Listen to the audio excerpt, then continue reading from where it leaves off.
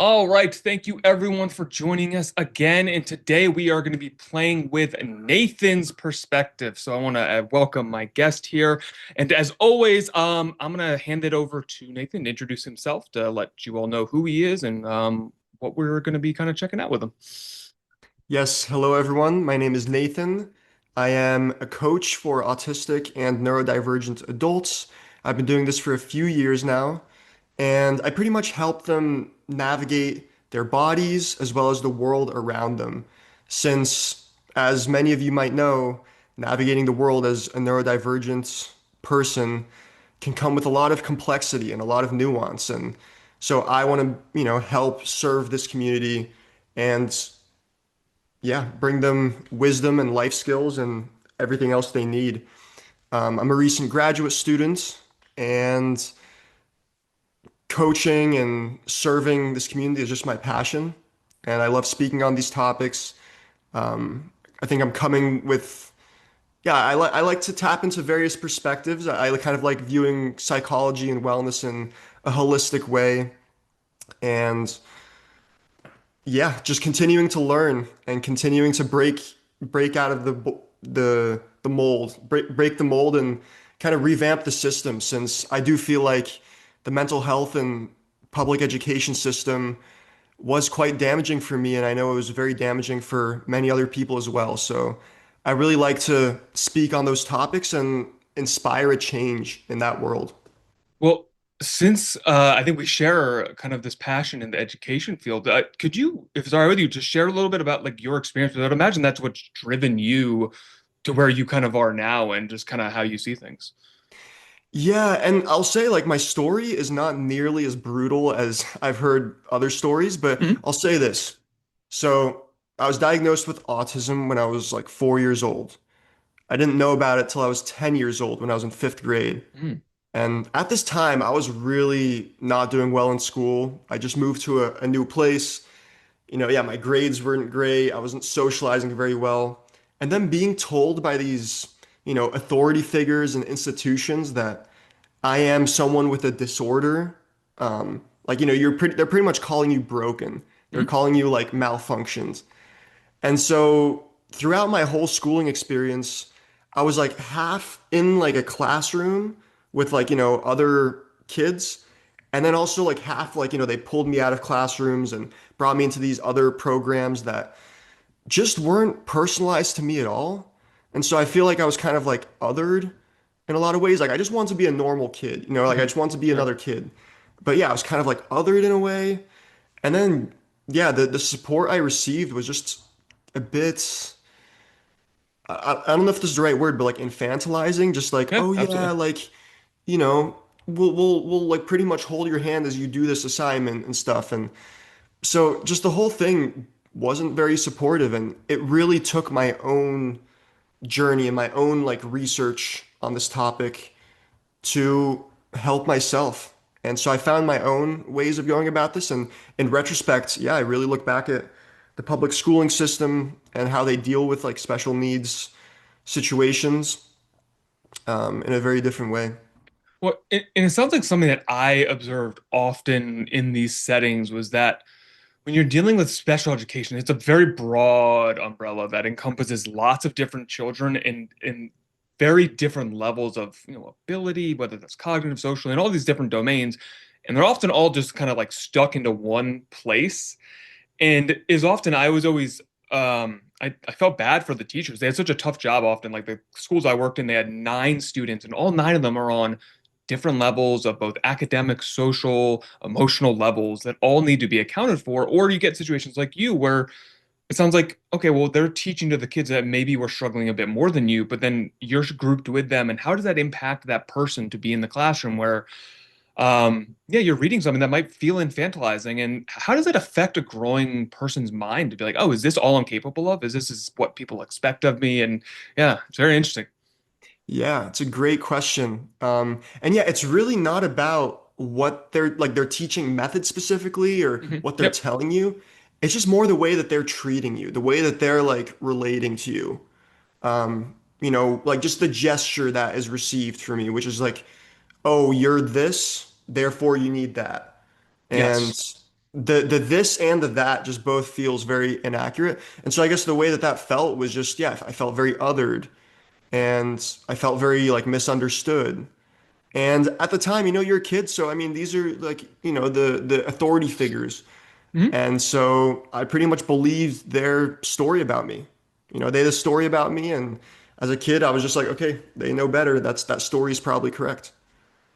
Yeah, and that's so interesting that the way you describe it is that you didn't have this felt like a place to write your version of the story, where it's like you get a label like this, and this is often the case. And Nathan and I talked maybe 2 weeks ago for the first time on his podcast, and one thing I told Nathan is that I don't like researching people before I speak to them. This started when I worked in the schools because you get a label on someone, and then all of a sudden you get these pictures in your head of who this person is.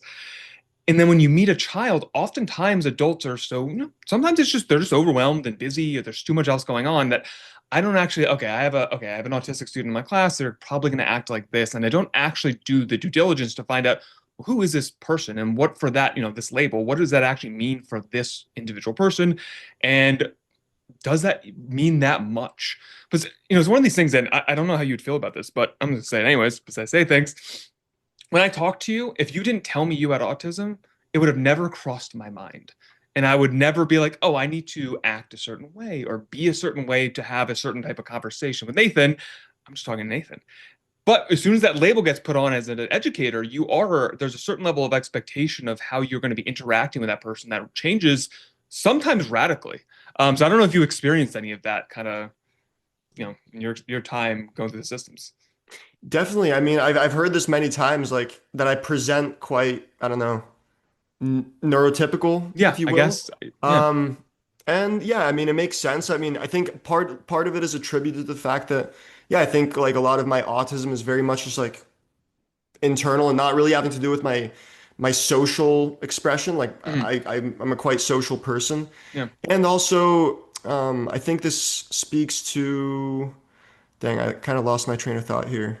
Um, Well, while you're thinking, I'll just add this is why I hate labels. mm, Because you get a label like this, and you can't help but fill in the blanks of what you have. In psychology, they call the word a schema, this idea or concept that you have in your mind of a label.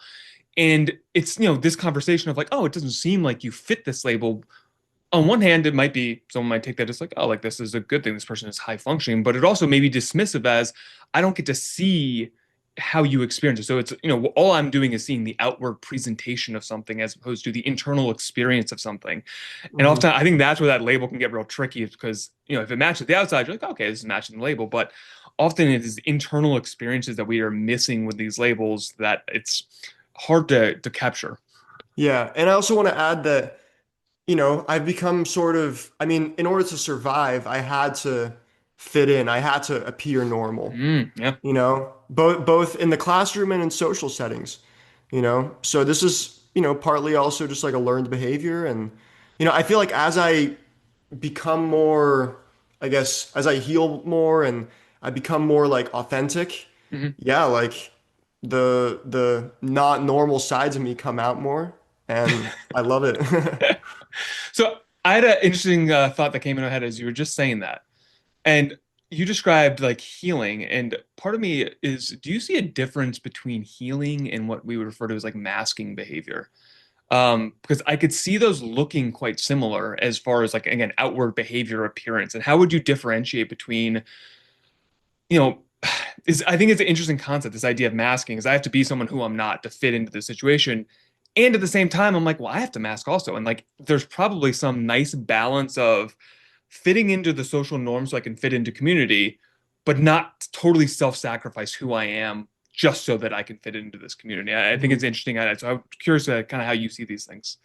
Yeah, it really interesting question. And in my world, I think masking and code switching are pretty different things. Okay. So obviously, yeah, when you go into a room, I'm talking to my parents versus, my best friends or whatever. It's like those are that's code switching, and I can still be myself regardless of who I'm talking to. I'm just kind of attending to different people and tapping into different, really real sides of me. Meanwhile, with masking, that's when I genuinely like I'm not being myself, and I'm totally like I'm almost like I've created a persona, or I've created sort of a front. You know, it's like artificially created. Like I have to think about it. Like, okay, yeah, this is how I'll act so that these people can accept me. And so Hmm. masking to me is much more rooted in like a fight or flight, fight, flight, freeze response, Okay. where it's just a pure defense mechanism. It's because you don't feel safe in your body around these people, so you're constructing something new. Meanwhile, with code switching, I don't need to think about it. You know, it kind of just happens. I walk in the Hmm. room and I feel safe in my body, and I'm just like, oh, hey, how's it going? You know, so yeah, I think healing and masking are quite different for me in that way. Yeah, and it that distinction between it sounds like a desire for like code switching. It's, is it being socially appropriate to, fit into the community at that moment, as opposed to, I'm afraid if I don't act this way, this person's going to punish me. It almost, I always like to put these like, very colloquial words, but that's often what it feels like as an internal experience. I think of masking is that if I present who I am, my general like idea of what I think about the situation, well, this person's going to freak out and they're going to be pissed at me. And so I have to alter maybe my political perspective or my perspective on psychology so that I have to be the person that I think the other person wants me to be. And I think that's often, as you said, rooted in fear. Exactly. Yeah. Yeah. Yeah. Interesting, interesting, interesting. So the other thing I was curious about when you were talking about your interest in schools, if I'm always interested in how we improve things. So I'm a very pragmatic person. I'm always like, it's easy to criticize. I would be curious if your thoughts on what are the like maybe like top couple of changes you would make to the school system that you would want to see in a school system that works a bit better than it does now. Hmm. It's a great question.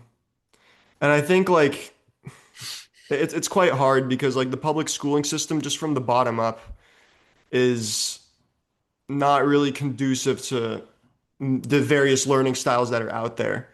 You know, it's like how do we change a system? Like I just think, you know, putting kids in desks and making them sit for like hours at a time, listening to lectures and stuff. I mean, this is like not just things that we can like slightly tweak. This is just Mhm. like I think completely unsuitable. And so I actually like for me, I'm more of an advocate for like yeah, bigger changes. I mean, I think obviously you can work from the top down and just like Mhm. slowly chisel it, but it'll take like quite a bit of time. Sure. So I would, yeah, I'm not, but yeah, I want to give like sort of a pragmatic answer here rather than just like, you know, Everything, wipe it out. yeah. Well, it sounds like one of the things, and I would totally be on board with this, is something you mentioned is just movement. Adding something so that we're not like the rigidity of the school structure is very tight. It's like 45-minute blocks. You sit down for 45 minutes. You have 5 to 10 minutes between classes to move around and socialize. Then you have another 45-minute block. And there's a high level of rigidity to this where I don't know if you so as a professional, I have to get continuing education credits. So it's pretty much I have to go back to school for 40 hours every 2 years. And what's cool about that is that you're an adult in those situations. No one can like tell you what to do. And they actually encourage you in these situations. Like, listen, if you're like me and I'm a very fidgety person, like I have a hard time sitting still for a long time. They're like, it's totally fine if you just go to the back of the room behind everyone and kind of like pace around and like stand as you do this. And for me, oh my God, it's like such a relief. Like for me, it's like this just works so much better for the who I am. But in a school setting, it's very challenging in these situations, and the flexibility and rigidity is sometimes not there. But it's like, sometimes I see this in like, it's great. I see it in my neighborhood often. There's a private school me where like they're just outside during class today because they're just sitting under a tree. And I don't know what they're doing, but like they're doing something other than in just having a bit less like rigidity as far as the structure of the school and being able to play with like a little bit more in the setting so it's not so like I don't know, there's just something very rigid and cold that feels very much to me about this setting, and not much we're taking into account like there's a bunch of people here and they're going to have different things that they want to do, and there may be better and worse ways of going about doing it rather than what we've done since what like the 1800s or essentially. hmm Yeah, exactly. I mean, I think there's also like research to prove that we can't really like we need processing time. You know, we Mm, can't just sit and yeah, not move around. Like I think there's just like a limit to how much people can actually like work and you know how much knowledge people can yeah. take in. It's kind of, like it reminds me of like the 4-day work week, which where they implemented that, I believe it was Japan. but I just know that it just led to like great success. Huh. And so and personally for me too, like my best work comes when I'm relaxed, when Sure. I'm regulated, where I'm, and, and when I'm actually enjoying it. And so for me personally, I feel like I've learned more like, I mean, I've learned so much after school ended when I can just do these learnings by myself. And so I very much resonate with like self-guided learning and everything like that. But even if the children, should learn specific things like basic things like math and reading and stuff, do it in a way where it's very digestible Mm. and where, they're not being forced and, taught to like push down their stress and just keep going. It's, that's pretty much the philosophy. Yeah, and that's I guess I hadn't really thought too hard about this, but there's something I have certainly noticed in this kind of whatever it is journey that I'm doing right now where I don't have like a structure of like a 9 to 5 job. And so I'm often thinking in my head, I'm like, am I working hard enough at this thing that I'm doing right now? And what I notice is that, well, it's like I'm not working 8 hours a day at this. I'll tell you that much. Like I sometimes have like a good burst of like did like 4 or 5 hours today, and I'm pretty thrilled usually by that, and I got a lot done. But I'm also then goofing around. And then I think back to like, all right, when I was in the school setting and I was, working 40 hours a week, yeah, I wasn't actually working. You were, and if you did have to, man, you really start tapping out, at least for me. I start tapping out at my brain stops working at about like hour 5 to 6 ish. I can notice like a performance drop.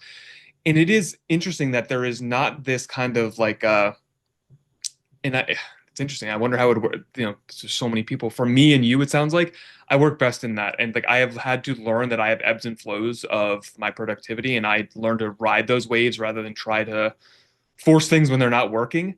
Um, yeah, and but schools, you can't amount for that. But then it's just like, well, then there's just you can't just give kids unlimited free time because they'll choose to do the thing that we don't want them to be doing, which is not working because we haven't Mhm. figured out how to make it fun enough.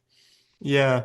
Yeah, and I mean it gets into the balance of, respecting their autonomy and letting them truly be themselves. And then also, being the teacher, being the leader, sort of, yeah, and sort of directing them in a way. Like, they do need direction and they do need Oh yeah. discipline. So, yeah, it's just there's got to be a balance of both. And I know in like the Montessori style, for example, they'll have like learning goals and things that they want to achieve.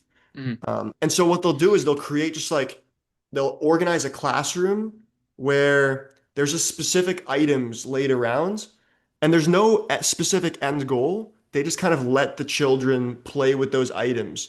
And it kind of has to do with the general lesson Mhm. that's being learned. So yeah, it's very self-guided and there's not like one end goal, like, A plus or, this GPA. It's really just like whatever you create. That's really interesting. So I wanted to share a thought with you of so I've been reading a lot. I get very obsessed when I read something and like I try so the way I when I get an idea in my head, what I try to do is like, is this a good idea or not? And so what I do is I apply the idea to like everything that I can think of to see if it works. And so I've been reading a lot of Alfred Adler. And I don't know if you're familiar with him at all, but he has a very, I would say, radically different idea of psychology than the traditional, more Freudian sense of things. And I'm really enjoying screwing around with this idea. But his big focus is on cooperation. He has a whole chapter talking about school system. He says it's a real shame that schools teach competition. They're teaching people to compete against one another, where if we want to create healthy people in life, is that cooperation should be the aimed at end goal for everyone and kind of his ideas for just about everything. Um, so it'd be almost hearing this Montessori idea. It's like, oh, could we take this idea, but rather having no goal, have a group goal of, so, when I think of a classroom, it's like, oh, classroom is kind of like it's like a mini self-contained society here. We have kids, they're going to have different skill sets at different things and could organize them all to have a shared goal so that what we're teaching them is that, hey, you're going to be really good at doing your math over here. You're going to be really good at writing over here. You're really active and have a ton of energy. You're going to be artistic over here, and how do we get all of the right people in the right places towards a common goal? And so like for me, that question of like what would I want to see, I would want to see more cooperation. And the things kids hate, group projects, I know a lot of kids hate them, so I don't think we do a great job teaching them how to like properly work together. It's like, hey, here's a paper that says what to do, go figure it out, guys. And not like it's a real skill to teach kids how to cooperate. And kids are at different levels at ability to be able to cooperate when we're in school settings. So, like, depending on their childhood growing up, they may have had the ability and the skills taught, or just the belief that cooperation is good. We talked about this idea of like, labels before, or if everyone's labeling us, it feels like a very dangerous place. People have a lot of power over us. They get to tell us who we are. But if I live in a world where, there's people that are out there like that can help me out and they're friendly, well, I'm obviously going to be more likely to engage in that cooperative, that game that we're all kind of playing here. So that would, to me, is this idea of like, how do we create more cooperation amongst one another rather than what feels like is pervasive throughout school system and I'd say society in general right now is like whose is better or best than one another. It seems to me almost like an obsessive game that we're playing with one another on social media or anywhere in the world. It's like I'm better at this and you're bad. I need to place myself above you rather than in my head, how do I get all like my homies to like get on board with me and win with me is kind of generally how my mind thinks. And I don't think we train that in school as much as I would, I guess, hope that we did. Hmm. Yeah, we definitely don't. And I definitely believe that cooperation is super important. And I think people are inherently very collaborative. Like I've worked with very small children before. When you just let them be and you give them Legos to play with, all of them are playing together. And like you look away and you look back and they've just co-created something like incredible, Oh yeah. like really creative things. So I mean, this to me is like something that's incredibly like inherent. So I have confidence in the kids. I think a lot of this comes back to, actually trusting children, like trusting children and not exerting like control or assuming that they need your guidance. Yeah, it's got to be a mix of both always. Yeah. And when I think of that trust, I'm curious what you would think of this. And this is a bit, again, taken from Adler's idea, but I generally believe this that inbuilt to all of us, there's this desire to create and do things and to like be better. And now I think that drive can get distorted into a competition where I need to step on other people to get ahead. And now I have faith that that drive to create and get better seems to be innate in everyone. I do think there are plenty of people, it starts at kids, but it turns into people where they get the mistaken view in life because of often their childhoods and the things. They get this mistaken view that cooperation is not for me. I have to just get out and protect myself and survive essentially. And those kids, I think we do need to guide, but it's guiding to me. It's not guiding to like you're behaving bad. It's guiding towards, hey, your behavior is preventing you from cooperating with other people. And hey, you don't understand why you're engaging this way because the world's not safe in your head. So why would you Hmm. engage any other way? It makes total sense. I just think you're kind of causing yourself maybe some harms and preventing the wonderful thing that of human cooperation. So it's like having the appropriate place to do it. But it's often very hard because in my experience, those kids, they're very distrustful of you. So as an adult going in, like I'm walking in trying to, hey, I want to work with this kid to get him to be able to cooperate with other people in a more healthy manner. But first, I need to get him to trust that I'm actually someone that wants to work with him. And I think that's often the hardest part for the adults is you have 30 kids in your class in a public school setting. I think you have to know each individual child and be interested in each individual child to actually have much of a hope in altering some of these things that we're talking about. You can teach them rote stuff, but to like really help someone as an individual grow, I think takes personal time. And I'm always thinking about time is that I just don't think we have enough time to do a lot of the mental health stuff that we talk about wanting to do. It is just a massive time that I don't think you can scale, or at least we don't know how to scale these things at this point. So it's just like, does this teacher have enough time to individually get to know the 30 kids in her classroom so that you can draw out the most out of each one of them? Hmm. Yeah, and I think so. Yeah, there's the getting to know each child and personalizing to them. But I think another side of this is like the punishment aspect of Hmm. this. Yeah. So like, yeah, how do we how do we make it so that a child isn't punished for not doing well on a test or yeah, doing these particular assignments in a correct way, Like if this isn't working for them, is that a reflection on on them, or are we just putting them in the wrong place? And so I think the fact that there is punishment and there is sort of like oh, you're gonna be like that low grade student, I think that just ends up creating, a big fear response in a lot of kids. And it makes it a rat race. It makes it a Yep. scramble. And I think that's where I think a lot of the I guess lack of collaboration or lack of teamwork skills comes in.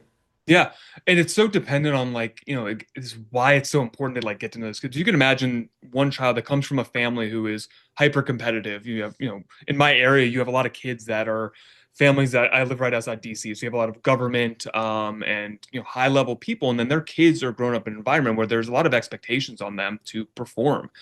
And so these grades mean different things than a child who does not have those expectations. And so this is Hmm. why, to me, it's like we have to get to know these kids individually because if you know these parents are going to freak out if you send home a bad report, you should actually think differently about how am I going to grade for this child and how am I going to, 'cause you do have to measure performance in school. You got to, they're tracking how well they're doing and all these things. But to your point is, well, what is to me the goal is always to be teaching. And one thing that I always would try to teach our staff is that punishment doesn't teach anything. Well, it teaches you what not to do. And what we always think is that we're going to like magically divine in our head what we should be doing. And it just doesn't work that way. So if someone is failing in my eyes, it's you go over to them and like, hey, do you need help? What is the challenge here? And in my head, you should be teaching them. I think the kid will do well if he is capable of doing and is not too over excessively demanding on them. But often kids just don't know what to do. So that's the, misbehavior is often the punishment is only teaching them that, oh, either I need to not get caught. It's teaching them this guy's an asshole and authority figures are bad people and I need to avoid them.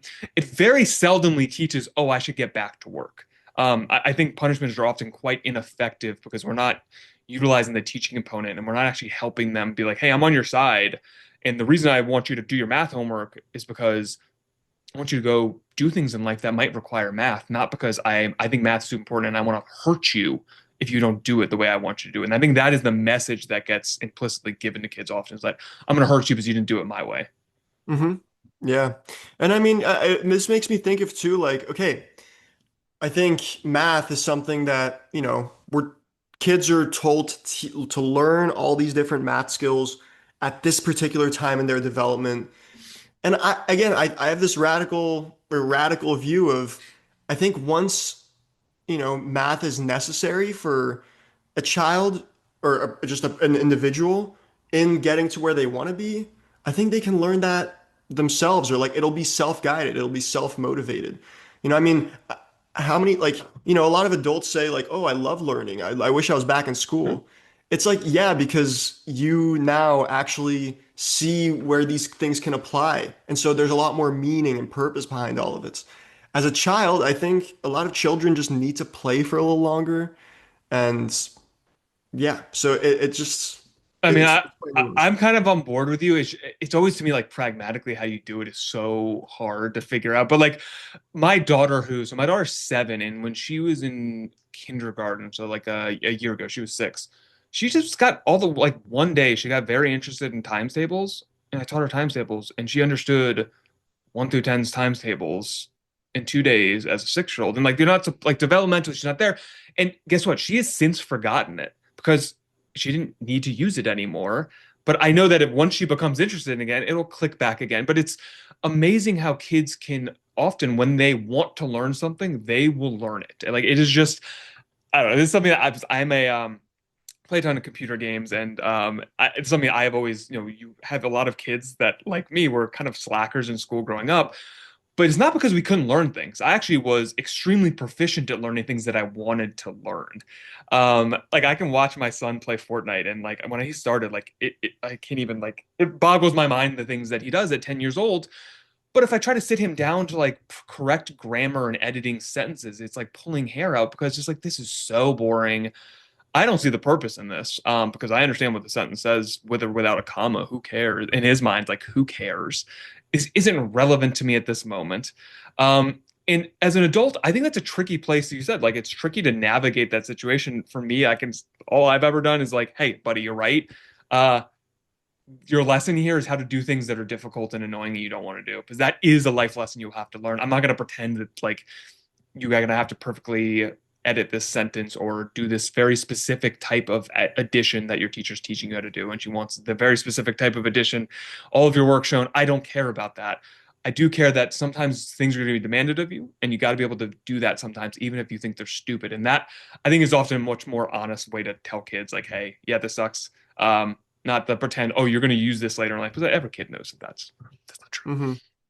Yeah, it's interesting that you mentioned resilience because yeah, I mean, schools do I think that that is maybe like the diamond in the rough with schools is that like they do teach resilience and they do I guess it is like strength building to really just sit through and like push through some of these things. As harmful as it can be, I think it also does build resilience. But then at the same time, we're in this era where in this hyper comfortable environment with, a lot of digital media access where we can self-soothe. At the same time, resilience is going down. Like I don't know how to like describe this variable, but yeah, resilience as a whole is going down. And so I just find it interesting that yeah, like as schools are kind of like pushing you in this way, like to build resilience.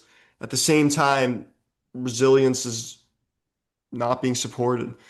Yeah, and I don't really know where I'm going with this, but I well, just want to thought. wait, you triggered a thought in my head. I wonder if like this is what you were trying to do. Because I would almost replace that word resilience. I feel like we're not failing to teach society courage to do Mm. things. It's like I Oh always say yeah. like resilience is like I get punched and I get back up. But I want to like, often teach people to like be courageously like go for the things that they want. And school definitely doesn't teach you to do that. In many cases, it's teaching you to like be better than someone else in this certain like rule set that is there. But to really like go out and be like, I'm gonna just figure it out my own way. And I think personally, I think that's what we need right now because we live in this, I think personally, amazing time where we have AI that allows you to do it your own way. Or before you may have had to go through this very narrow like chasm to like do what we're doing right now. We would have had to hire people and producers and all this stuff. And now we can figure stuff out on our own. And society is shifting. It's going to reward, I think, autonomous like courage to go out and seek all these things that you want to be able to go get. And I don't know if school teaches you that. School teaches you to like do it the quote unquote like right way. Um, and not to go figure it out on your own. Like I always love those. I don't know if you've ever seen them. Like they're like pictures of like a second grader's like test, and they'll like answer the question in a very literal way that obviously the teacher didn't mean, but it like technically answered the question correctly. And I'm always like, why don't you give that kid credit? Like he Hmm. outsmarted you and figured it out. Like, what is like, but here you're encouraging them to like, no, there's a right way and a wrong way of doing this rather than, well, this kid interpreted it in an interesting, intelligent way. And is there something there that we could build upon? So I'm always, wanting to expand people's to be like, just because it wasn't the right way and like the system didn't like it, that doesn't mean it's the wrong way of doing things. And I think Hmm. all of, at least to me, all of the people that have done amazing things in this world for the most part have broken rules because they're like, well, I need to go past this. I need to do something different because this hasn't been done before, and by necessity, I have to break some level of rule. So I'm kind of on the side of like I want to break more rules, and I want people to be courageous to, in my eyes, play around. You should be careful, obviously, don't do crazy things, but play around enough that it's you actually may invent something, may get to another level because it's enjoyable, it's fun, it's exciting, rather than it's monotonous to do the same boring thing every day, even if it is the most effective thing. I don't think it's usually the best thing for anyone to be doing individually. Hmm. Yeah, I mean, I love that you mentioned courage, and actually that brought up like some different ideas for me. Because I do think right now we're at this, I think schools have this golden opportunity, with the internet, with all the resources available, to really let kids decide these like beautiful paths for themselves. And yeah, it requires courage because I mean, yeah, as we know, digital media is a double-edged sword. Yes, it supports these like ventures and it supports these really cool projects, but at the same time, it's also induced a lot of anxiety in people. And yeah, I mean, there's an underbelly to that. Uh, uh, So if school could just help kids manage sort of if schools can help the kids navigate the internet and navigate technology and use it in a proper way, I think that could be an amazing way of mhm. supporting autonomy, individuality, and all they need is help with is courage. Because sure, like maybe their parents are pressuring them in a certain way, and maybe yeah, the internet and whatever is telling them one thing. But if schools can just teach them, hey, technology, like use it for these cool projects. Yeah, I think there's so much potential in that. Yeah, and it's again, I'm always like, how do we actually go about societally doing this? And as you kind of mentioned there, like one of the big challenges that I think I have is you framed it as, I forget the exact words you used, but you framed it essentially as all the social media is like, I think, inducing anxiety. So I'm going to play around with this idea of Adler, which is actually throwing that on its head, Mhm. which is that we are now utilizing anxiety to avoid living our lives. And we now Mhm. have more opportunity than ever because it's so easy just to grab my phone here, go on whatever social media thing if I want to watch, especially now we have like shorts because it's so attention capturing. I will use that. And it is often hard to do the thing that is like create a podcast because that's for anyone knowing, it's not fun behind the scenes to do this. It kind of can be, but it's also like I got to go run to IKEA to buy a fake plant. I need to go do this. I have to go troubleshoot my microphone, which wasn't working before we went on to this. It's stressing me out. Um, and I could just not do that because we live in a world where I can escape for the most part because of technological advancement from doing things that go back to that word that like cooperate, go to like building up our human world and society. And it is easier than ever to escape. And to me, that is actually the worry is that human beings will often escape if they don't have that courage to be like, yeah, the phone's nice, but it's way cooler to like go hang out with my friends and go build something or go do something, go try to create a podcast. That's actually more interesting to me than running and playing a video game for 8 hours a day. Mhm. But as someone who played video games for 8 hours a day, commonly when I was younger and more afraid, I saw how enticing that was. It was so easy and it felt good, and that's what I think to me is always the scary part of this is that is it that these companies are inducing or they're just exploiting our natural inclination to avoid the things that are really scary and hard in life. But I think my argument would be produces a better result both for other people and for yourself. Like you will feel better when you are creating, doing things, connecting with people than if you are isolating and staying kind of safe and comfortable. But there's a cost. I think there's a big cost to that over time. Mhm. Yeah, I think this is what schools should teach children, like sort of in the model I just described. It's balancing being a producer and a consumer, Hmm. you know? And I Yeah. think this changed like a lot for me, which is that I try and view it as, okay, how much am I producing? How much am I consuming? If it's like 95% consumption, I mean, that's imbalance, you know? I think in life, and it kind of gets into the duality of things. It's like we both receive in life Hmm. and we give in life. You know, I'm sort of like I take a lot of interest in like spirituality, and so you know I look at the duality of life, the yin and the yang, Hmm. how that just shows up in all these different ways, and I just find in like every endeavor, you know, there's a yin and a yang. I need to yeah both produce and consume in order to survive. And if Hmm. I'm over consuming, I think in the case of the internet, it's kind of like weakening me. You know, I'm Yeah. just sort of getting a feed. I'm getting very reliant on these other people, and I am the I'm the person being sold to. Meanwhile, being a producer is like a highly empowering thing. And so this is sort of like it's almost like it's kind of like a wealth divide on the internet, which is like the producers have like so much power because there's a couple really big time producers creating so much content. And then there's a bunch of, yeah, there's way more consumers just eating it up. But the thing is, I think in a more beautiful internet, in my view, everyone's producing, everyone's Hmm. putting their art out there in some way, and it doesn't matter what platform it is. You know, more platforms are going to come out that Sure. suit different niches. So, yeah, I would say balance the producer and the consumer. And that's like a huge lesson that I think everyone, especially this younger generation, needs to learn. Yeah. I love that articulation of consumer versus producer. I think it is such a great way, and I think our society, unfortunately, is tilted, like as you said, tilting more in the consumer aspect of things, um, because we just have more abundance than ever. So it's just easier to be a consumer, and so like the tilting of like life pushing us in one direction or another is just tilted so far in this direction. And my cautionary thing for everyone is like consuming feels great and it's wonderful. It has like a I would say almost like a shelf life is that it stops feeling good after a little bit. And then you realize like there's something missing, and I think that something is producing for other people because there's a Mhm. feeling that at least Obviously I'm a therapist, and I think I'm probably driven for lots of reasons to be more like that. I just intrinsically love helping other people, and I get so much out of it. But I think that's universal. I think universally, if we care for the people that we love, or we are have a local community that we give back to, those give us so much intangible. And it's tough because it's often, again, in that moment, it may not be the thing you want to do that day.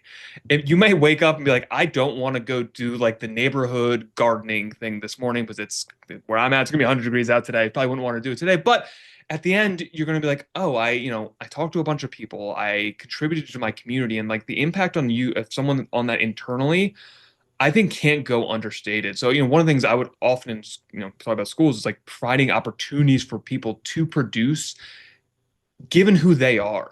Because I think Mhm. so often it's like, I don't need everyone to, again, the idea is not everyone has to produce in the exact same way. I think we actually need people to produce in vastly different ways because, honestly, there's vastly different consumers. I don't like all types of art. I want Mhm. a very specific type of art that I need a very specific type of person to go do. Um, so how we can, I love this idea of balancing this in life and making sure of almost like in my head, it's like balancing in my head. How much have I consumed today and how much have I tried to produce? And it's something just to, I think it's very smart just to think about, because it can get out of tilt quickly and you're like, oh, what's going on? And I often think simple heuristics like that can be so helpful because it's not this, oh my God, there's this indefinitely complex thing happening in my mind. It's no, this kind of simple thing. I could just make this balance a little bit better. Try that out. Mhm. Yeah. And I think humans in the next years and decades are gonna more and more like learn how to use the internet to actually connect. Because obviously, as we've seen, in this digital media age that, we're currently in, yeah, it was a very new technology or a very new thing for humans. Oh yeah. And of course, like we're still kind of babies in that regard, we're still very early in our development and how we use this thing. And so I think as a result, you saw a lot of like lack of development where people are just very much in their own box, not really interacting with each other, not being super collaborative. But I think that is sort of humans learning how to use the internet correctly is actually learning how to use it for its inherent purpose, which is to connect with one another. And so I think these days, being social media addicted is everyone knows about it these days. Mhm. It's not a radical topic anymore. I think every like TikTok person I know who like scrolls on TikTok is like, oh yeah, this is really bad for me. Dude, my kids, my 10-year-old, they make fun of each other for being screenagers, is what they call themselves. They understand at a very young age, like, hey, too much of this is like not good for us. We need to go outside. Hmm. And Yeah. it is interesting because they have, grown up like I think with some of the warnings of the generation above them, I think have who Hmm. went through COVID, like that generation of kids, they just got like the brunt of everything. I feel bad for them in a lot of ways. We're like, my generation was like the internet was just starting, and like and when the internet was beginning, it was more like what you described. It was a lot more producers because people were like, oh, here's this new thing, and everyone's kind of like goofing around on it, and then it became more. Now it is a very select few producers and a lot of consumers. And something I was talking to some friends about. I'm very interested in this idea that we're talking about is I wonder what happens when we get to a post-scarcity environment, when we don't need producers. And I think that's where the internet is going to have to, we're going to have to produce art or something like this, as you were describing earlier, where we're going to have to find something, I think, as human beings, this balance that we're discussing, even if we don't have that problem of life anymore, that like we have to get resources to survive, there's still the problem of, well, what are we going to replace what that thing did for us as human beings? And how do we do that? I think it's a really interesting idea. So I think we're getting probably closer and closer to that world if it's ever going to happen. So yeah, okay, very interesting idea. So yeah, post scarcity is pretty much where we don't have to do farming ourselves anymore, and like You don't have to yeah. do any work for anything, essentially. Anything you want, you can go get it. It's just think of Star. I always think of it's Star Trek. Is Yeah. you have a little computer, you push your button, you're like, I want a steak, shoots you out a steak. You want a baseball bat, shoots you out a baseball, whatever you want, it shoots it up for you. Yeah. And I think like a lot of humans when they think of that, they're just like, "Oh no, like what are we going to do?" To me, I'm like, "This is great.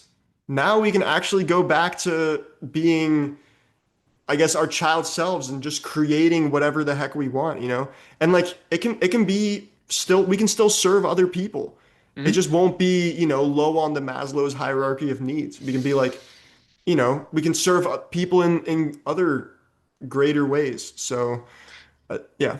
So one of the things though, I guess I'm a bit more pessimistic, I guess, about that is that those people that you're describing. So I'm often, how would I put this? 'Cause I don't want this to come off negative, but it's going anyway, so I'll just say it. But I think when we have like you think of like the bottom 25 percentile of people, whether that is intelligence, productivity, whatever, there's going to be different things. I think those people are going to struggle the most in these things, and it's already happening now, where like you could have a very fulfilling and meaningful life, not doing something technologically advanced, but again, producing something that is of high value to someone else that is takes manual labor, maybe let's say those jobs are getting erased and already are. And I think what is our society is seeing is that what do we do with those people that don't have the intellectual capacity, let's say, to do what you and I are doing right now? I'm just being realistic, and I don't mean to be insulting to anyone, but this is a different thing. Playing around with ideas like this, not everyone's brain is organized in a way that likes doing this thing that you and I are doing. Where we can throw an idea and it pops an idea in your head, and you can play that out, and we can go back and forth and play this game.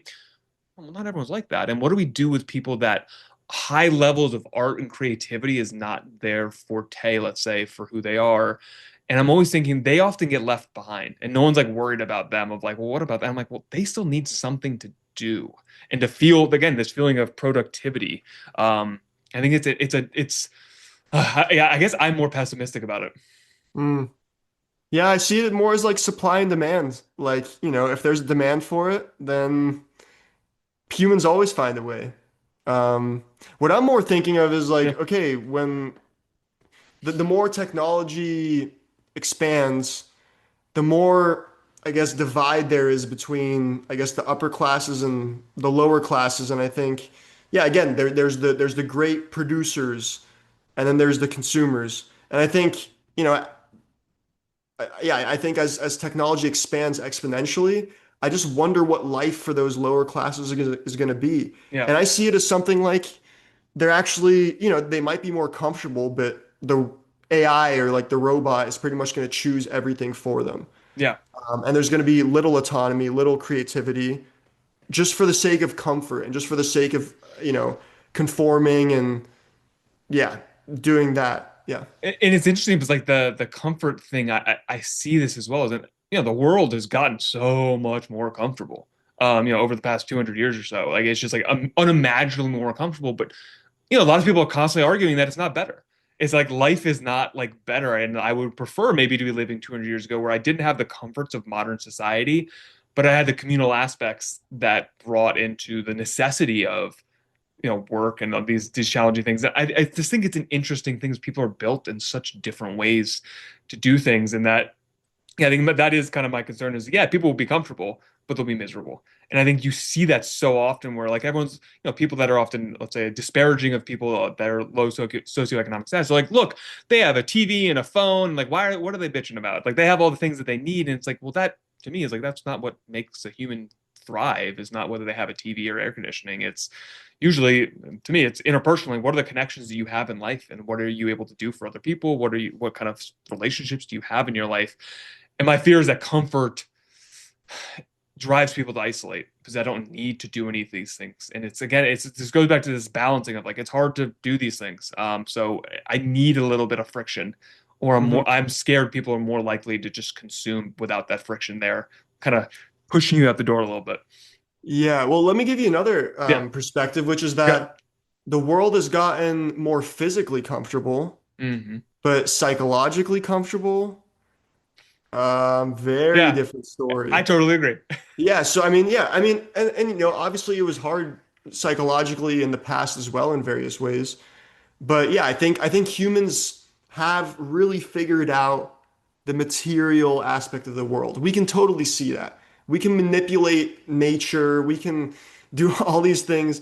I think that yeah, from a physicalist perspective, humans have, pretty much gotten to a place where we can kind of dominate and create physical things to whatever we want, but we're not. close. Like, we still have so much progress to make. And yeah, a lot of the work will start to become internal. Um, and I think, I mean, this gets into like another passion of mine, which is Yeah. just, yeah, people viewing the world purely materially and Mhm. only valuing the material things, which now that we have all of that accomplished, I think the value will start to reside in, yeah, our internal experience, our happiness, maybe more like spiritual or philosophical. Yeah, there'll be more like a spiritual and philosophical inclination for people. Um, and so I think this is just more like the world we're heading into. And this is what technology can support us with. But if we get too into consuming and too into, dominating the market, Mhm. yeah, we become a bit deprived.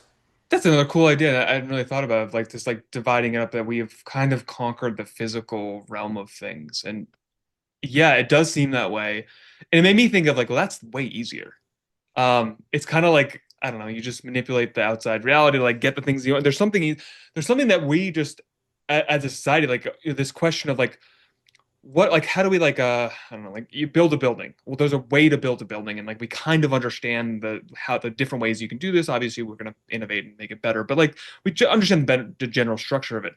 I think the human mind, we are like babies as far as understanding. Like we don't understand at all how almost anything works. We are totally, at least as for me, as someone that studies psychology, we're in constant disagreement about what is even happening. The stuff I'm reading with Adler is essentially is like trauma doesn't exist, and we have the way we think people work is totally wrong, and Freud had got it all wrong, and so like we haven't decided even and figured out how it is that we can thrive. And so I think that's what makes this harder is that everyone's kind of going a different direction, and then there's not a like how do we know that we're doing it right? Whereas like a building, it's like, well, does a building stand up? Well, it's standing up, great. But it's much more difficult to tell, like here you have five people, which one's living the right life, and like what is the appropriate way, and what do we break down between their behaviors that actually is helpful, because it might not be helpful for that guy over there, but it was helpful for you. And everything starts getting real confusing is my point. Hmm. And it is an interesting idea, is that are we now, because of this, my thought goes to is because we've conquered physical realm, is like here's the next frontier, is how do we actually really figure out as human beings to, my hope is to cooperate with one another more effectively and efficiently. Hmm. Yeah. And I think, yeah, it ties back into individualization. Like, let people be themselves, let people decide for themselves. And I mean, that's the thing. Like, huge movements aren't created when, one person puts out an idea and everyone's like, oh, yeah, sounds right. No, it comes from individual moments, individual lives, individual decisions that we make. So I think, for example, like, in the public, just in the general like healthcare system, Mhm. things like functional health and eating well and doing yoga and stuff. These are all things that are like not hugely emphasized, but like they're there. It's like, oh Yeah, yeah, like they'll give you like the basics. yeah, But then I notice whenever I talk to people in their day-to-day lives, like they actually value that so much more. Like they made that decision themselves. It's not because like their doctor told them to start sure. doing yoga that they're doing yoga. It's because they found it themselves. Like, so I think in a way, like the truth sort of slaps you in the face, and like everyone has to come to this themselves. And just like that, like I think the institutions sort of respond to that. They respond to the consumers. So yeah, I think Oh, that's yeah. such an interesting thought. Because I think with medical stuff like this is, I, that yes, you often, as we currently go to the doctor, we're going for a very specific reason for them to go fix something about us. And what you're talking about is more is you would go to a doctor to be like, hey, this is who I am, and like let's brainstorm some ideas that might work for me, rather than again this label that all right, you have this label, so like with that label, we're going to try yoga, dieting, et cetera, rather than and this is I hate doctors, so I'll just say this: I hate going to the doctor for this exact reason. Is that when I go, I've been very into athletics my entire life. I lift weights. I really enjoy and love this. And so, I hurt my shoulder maybe 2 years ago. I go to the doctor. I'm like trying to explain this, and it is obvious they don't care about me. They don't understand at all that I'm actually quite knowledgeable about this because I've studied it for like 15 years. And I walk away being like, "Ah, this is a waste of my time. Like they're going to give me some very generic, put some ice on it, go to physical therapy, which a lot of thoughts on physical therapy is very generic and not helpful if you understand how bodies work. Um, Rather this idea that I'm going for relief from someone rather than I'm going because this person has some information that might be useful to me. And I think that's a totally different like paradigm shift to from like symptom relief towards like I want to individually grow. And those are two, and I think we unfortunately, and I as a therapist, I feel this quite often. I'll have people come into my office and they're looking for just symptom relief and they don't want to change at all. They don't want to do anything different. They don't want their life to change. They just want to feel less anxious or more happy or something like this. And it's always this kind of thing. I'm like, I don't have that power. I can't. Like, if you want to change how you feel, you have to change some other aspect of your life. It just seems to be the way that things work. We can't like Jedi mind trick you into feeling happy if things aren't going well, or if like their body needs something that it's not getting. It's not how any of this works. And how do we slowly shift that idea of no, you as the individual get to make the autonomous decisions for yourself, and all anyone else, all of these people out here would help you on that journey to do this, rather than often, we get this experience with, clinicians as myself or doctors where it's like, I'm the expert and I know what's right for you. And Hmm. as a consumer, or I guess, consumer of that, I've always hated it. And which is why I seldomly go to doctors because I walk away being like, I either could have Googled that or they're telling me to like rest. And I didn't need, they didn't go into depth enough of like actually asking me, oh, what is your history? What do you think happened? What are you even trying to do differently in this situation? And it takes time to do those things. Hmm. Yeah, and this is again like a big lesson that humanity has to learn is like make your own decisions, you know. And I think right now we're seeing a turning point where people are really not trusting institutions Yeah. and authority figures nearly as much. And, if I'm looking to learn more about, health, like I'd rather talk to you than my doctor, to be honest. Like Yeah. I'm Yeah. seeking these things Totally. out myself. Yeah, and so it's really cool to see people making those decisions themselves, and this is where the power comes from. Um, I think the final frontier, though, Yeah. in this whole thing we're talking about, is like the AI companies, because these days, everyone you can talk to your AI and, AI is becoming the new search engine. You Mhm. can ask this AI anything, and most of the time, it actually gives pretty like solid It's pretty advice. good. Um, and so it's a huge aid for people, and it is helping people individualize.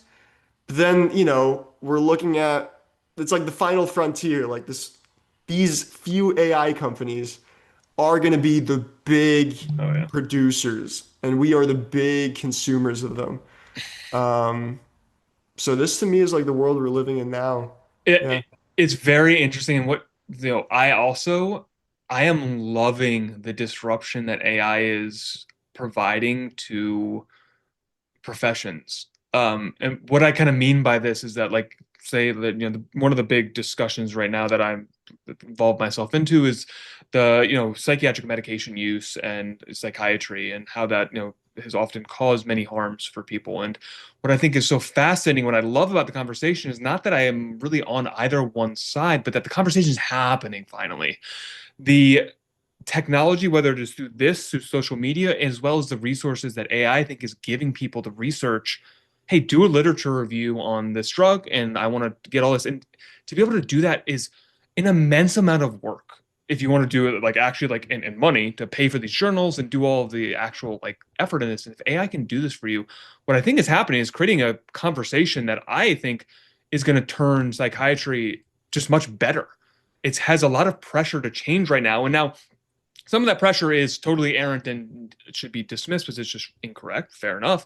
But the pressure itself is good. And I think this technology has allowed the conversation to occur, which, for, psychiatry is a field that I think as this has happened, psychology in lots of fields where you just become an enclosed little ivory tower and that you don't get, there's not a lot of input.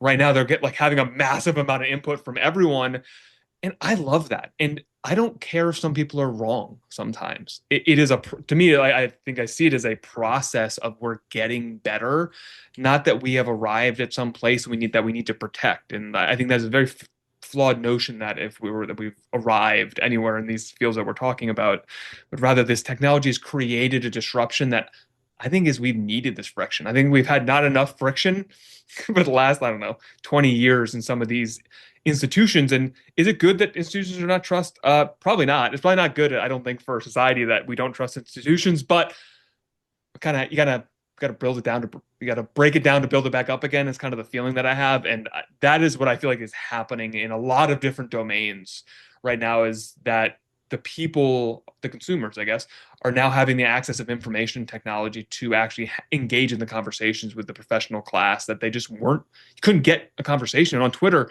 I mean, it's been amazing to me that I can talk to some of these people that talk to me, where I just write on Twitter. I write something to like someone that in my head, I'm like, this is a person like the top of their field.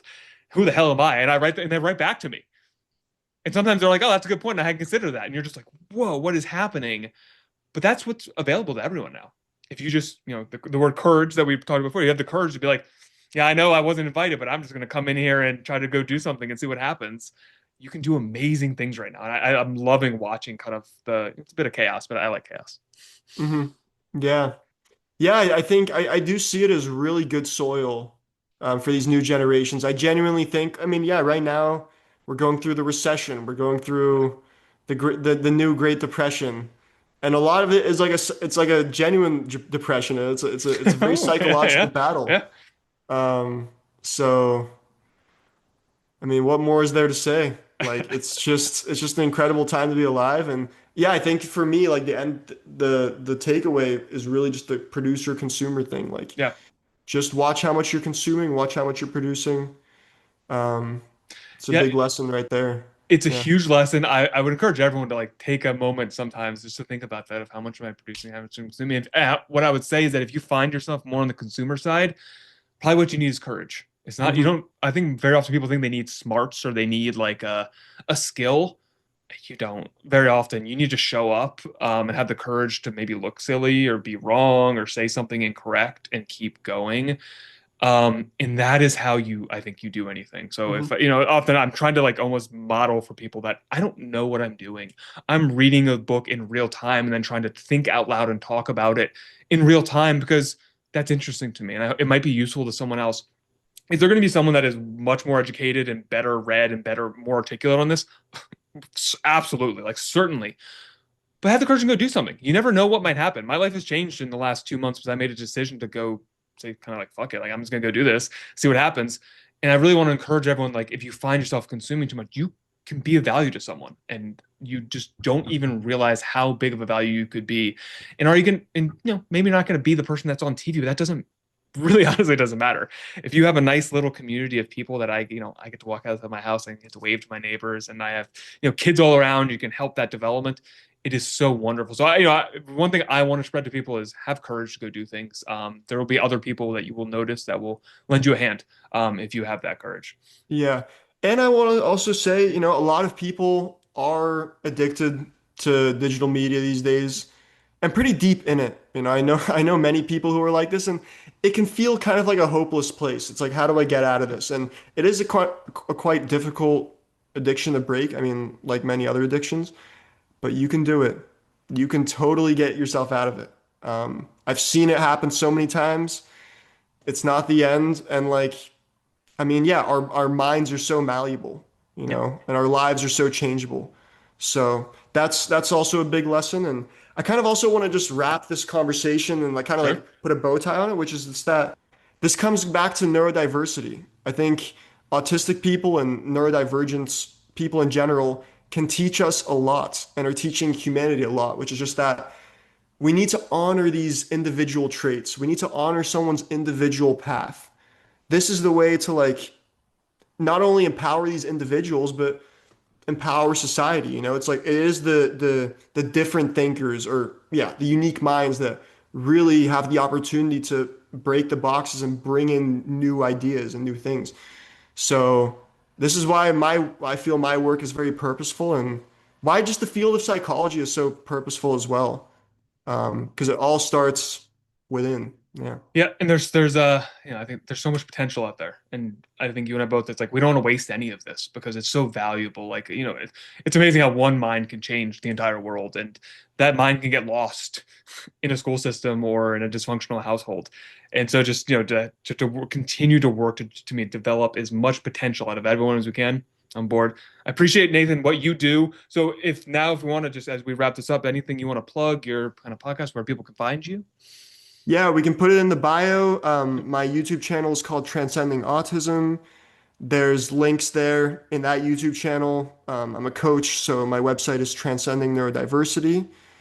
And yeah, check it out. And check out our other podcast Yep. where we focus a lot more on Ryan's perspective. And that was also an amazing podcast. So yeah, keep Awesome. exploring. And yeah, we appreciate you tuning in. Yeah, and then thank you again for coming on. This is a pleasure. I love the different twists and turns that we end up talking on future post scarcity and everything, but it was a blast. So thank you again, and we will see you all. See you next time.